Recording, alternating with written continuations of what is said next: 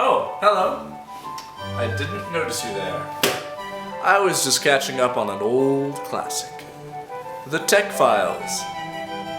Would you like to hear another chapter? Yes?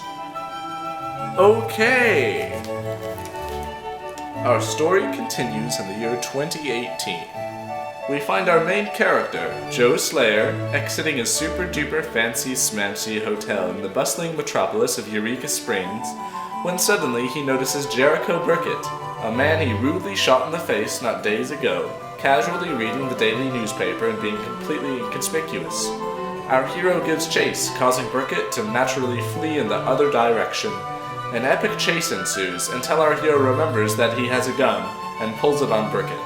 Slayer accuses Mr. Burkett of being a ghost, to which Burkett chuckles and claims to be a clone. Slayer moves in to politely blow Burkett's brains out before Burkett frightenedly assures Slayer that he is not working for fellow terrorist Nori Nibori. Burkett then tells our gullible hero that he will be needing Slayer's help in the near future. Burkett then remembers that there is a lonely hat nearby that needs a home, and puts it on before taking his leave. Our hero is left in the alley, daft and confused as ever. The next day, our hero is seeking the advice of Jesus Christ, who is, by the way, my personal favorite character of all time, when he is rudely interrupted by Homeland Security agent Mickey McFinn, who likes to dip his fingers in water. Mickey politely introduces himself to our hero, who rudely leaves the church in the middle of their conversation. The two then proceed to discuss some boring and drivel backstory that we will naturally skip over. Nope, still going.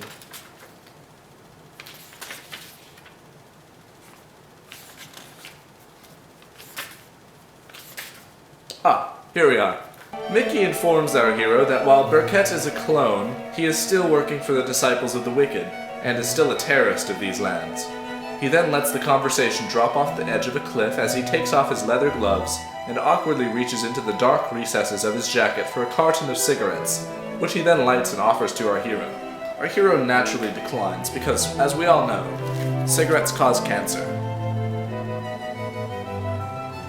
Oh, I'm sorry, AIDS. Cigarettes cause AIDS. I don't know how I got that mixed up. I apologize. Anyway, back to the story. When Mickey asks our hero to leave town and stop pursuing Burkett, Slayer kindly tells Mickey to perform fellatio on a cactus and briskly takes his leave.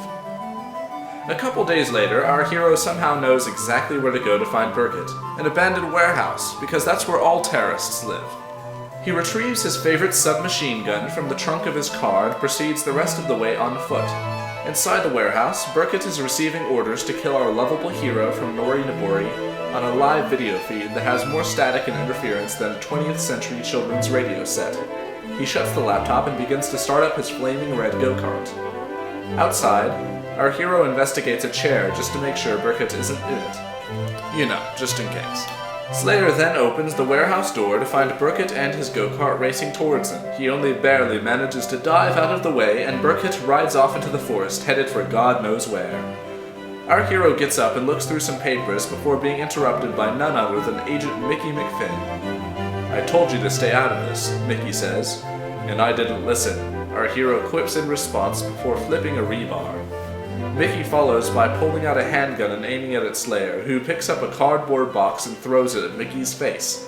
Slayer advances and uses his rebar to knock Mickey's gun out of his hands. Mickey quickly takes the rebar from Slayer and swings it towards him, but Slayer simply punches Mickey in the genitals and then trips backwards and blocks Mickey's next attack with a wooden board before getting up and falling back onto a mattress. He tries to get up again, but Mickey picks up a bright orange traffic cone and gently places it on our hero's head, and then kicks Slayer back onto the mattress. Slayer then kicks Mickey in the face and throws off the traffic cone to engage in more fighting. Mickey elbows our hero and then totally actually kicks him in the face. Mickey runs over to get his gun, but then decides to pick up a golf club instead and strikes Slayer in the face with it, who gets knocked unconscious. Mickey binds our hero to a chair leg with toy handcuffs and runs away into the forest. When our hero wakes up, he simply presses the safety unlock button on the toy handcuffs and staggers out of the warehouse. He walks through the woods until he finds Burkett's go-kart, where the terrorist is inconspicuously hiding behind a tree. "You have a choice," Burkett says mysteriously. Yonder, over the hill, Agent Mickey McFinn is approaching with a sniper rifle.